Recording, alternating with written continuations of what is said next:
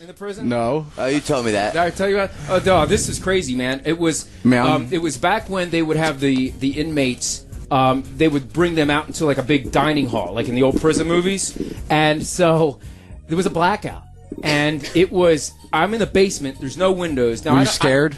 I didn't have a security guard in there. You were scared. It was just me. Just admit it, Frantz. Admit it. Right. Here's how scared I was. Because when there's a prison riot, what happens is the prisoners take the guards, put them in prison scrubs, and when the National Guard comes and starts shooting everyone, they push them out the door, and they're the first ones to get fucking killed. The ones who aren't, brutally beat up or killed by the inmates, right? But the guards can't wear guns in prison, right? No, but that doesn't matter because they'll stab and do all that. When the prisoners take over the fucking prison, that's it. I mean, there's no other way it's going to end. The National Guard has to come and start killing everyone, which is horrible. Yeah. So the first thing they start doing is taking guys like me hostage. So I'm down there with 12 inmates from 2 rival gangs in the same fucking room taking a GED exam. Okay? So the lights are out and there's no windows. It's the basement, so it's pitch black. I mean, not even a ray of fucking anything, right? And so now we hear everyone in the upstairs freaking out. We hear a riot going on. And we're all sitting there waiting, trying to figure out what happens. Is there inmates downstairs with you or just other COs? I'm in the room with 12 inmates and no guard.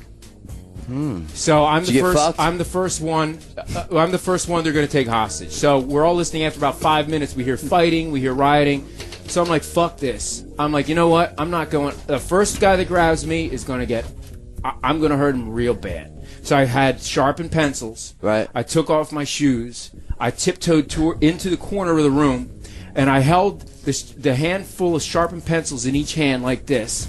And I just stood there, and as soon as I fucking started hearing footsteps towards me, I was going to start swinging the pencils. Was it completely black? Yes, we were in the basement. Could you see this far from your face? No, nothing.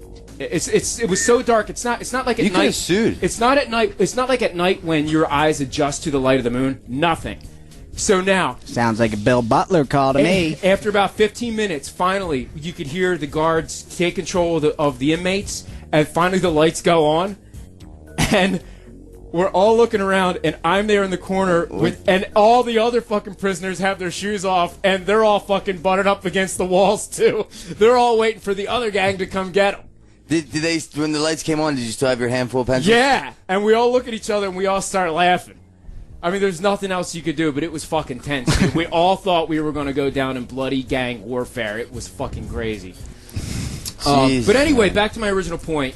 Yeah, dude, sometimes the inmates sometimes people would rather, if you have a criminal mentality, you'd rather create such a negative situation that you're in control of. Why do you think police are always so stressed? Because they know that, like, when they walk in on a domestic or something like that, people are ready to kill them, because if a husband and wife are going at it with a knife trying to kill each other, the cop knows that they're going to get attacked going in there. You know, it's just like people would rather create the worst situation and have control rather than have to fucking sit there and talk about it. And again, I wish all of you luck on getting to the bottom of this. It's horrible that anyone's in this situation. And I hope Kevin gets better in his, which obviously for me.